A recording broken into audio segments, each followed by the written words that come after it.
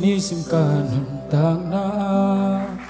ui pi tung kwa zin bangin tui hol pi tele ui pi te in nok zela nun na tui pi ki lokin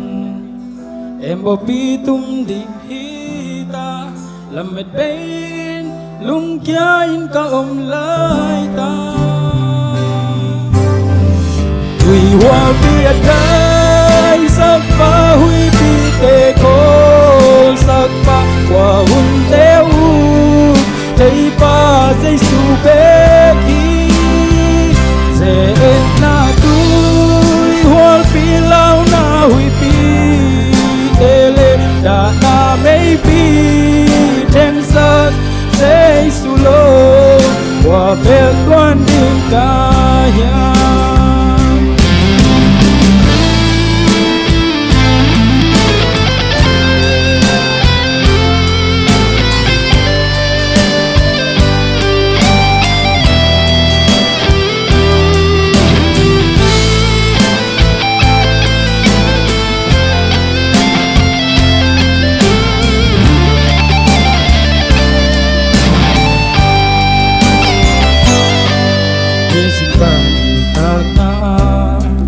tui pi tung khol zin bangin tui hol pi te le tui pi te in nok zela nun na tui pi ki lokin tempo pi tum din hita lamet bain lung kia in ka lai ta tui hol pi adai sak pa hui pi te ko sak pa qua hun te u thấy pa dây su be ki ze na tui hol pi lao na hui pi te le da na mei pi ten sak dây su lo qua vel tuan din ka ya tui hol pi adai sak pa hui pi te ko sak pa qua hun te u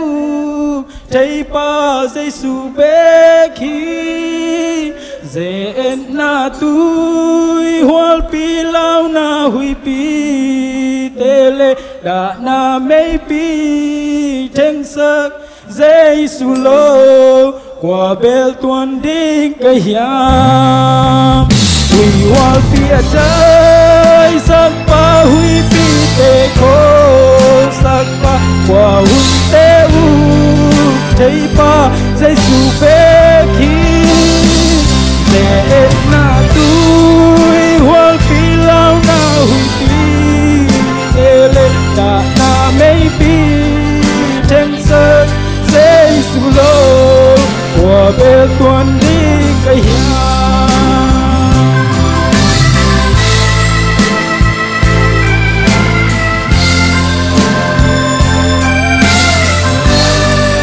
Mì Gõ để không bỏ lỡ những